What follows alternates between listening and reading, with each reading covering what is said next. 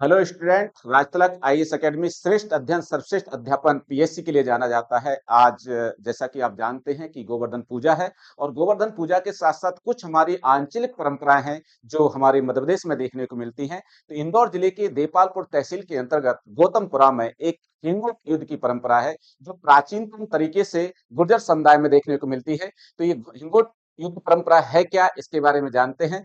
तो दीपावली की दूसरे दिन गोवर्धन पूजा जिस दिन होती है उसकी रात्रि के समय इसका आयोजन होता है। इसमें दो दल आपस में भिड़ जाते हैं, एक कलंगी दल और दूसरा तुर्रा दल। बीच में जिस तरीके से कबड्डी में पाला होता है उस तरीके से पाला खींचा जाता है और कलंगी दल शिव का प्रतिनिधित्व करता है और तुर्रा दल शक्ति का प्रतिनिधित्व करता है।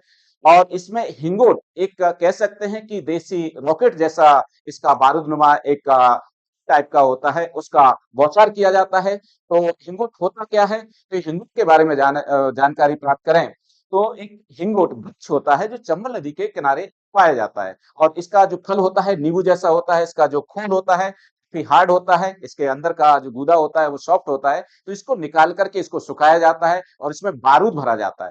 बारूद भरने के बाद बाजू में टांग करके परंपरागत वेशभूषा में कलगी और तुर्रा दल के रूप में दो समुदाय में लोग बट जाते हैं अपनी परंपरागत वेशभूषा के साथ साफा धारण करके। और रात्रि में इसका आयोजन होता है। रात भर इन रॉकेटों का बौछार चलता है और ऐसी स्थिति में अपने बचाव के लिए ये ढाल लिए रहते हैं जिससे बचाव करते हैं। लेकिन सबसे अच्छी बात इसकी ये है कि जब इसमें लोग इसका आयोजन होता है तो उससे पहले मिलते हैं तो आपसी भाईचारे सद्भावना के साथ गले मिलते हैं। और सुबह जब इसका समापन हो जाता है तो समापन के बाद जो जिस दल के सबसे ज्यादा घायल लोग होते हैं उसको पराजित और जिसके कम घायल होते हैं उसको विजेता माना जाता है। तो इस तरीके की परंपरा ये अपनाई जाती है। और ये हिंद युद्ध की बात करें तो इसकी सबसे अच्छी खूबसूरती ये है कि इसमें घायल लोगों के लिए सद्भावना के रूप में जो दूसरे दल के लोग हैं वो भी मिलने जाते हैं। तो आपसी भाईचारे के रूप में भले ही पहले युद्ध लड़ते थे ये गुर्जर समुदाय के लोगों में ये मनाया जाता है, लेकिन उसके बावजूद ये अपनी परंपरा को बनाए रखने के लिए आज भी जीवंत ये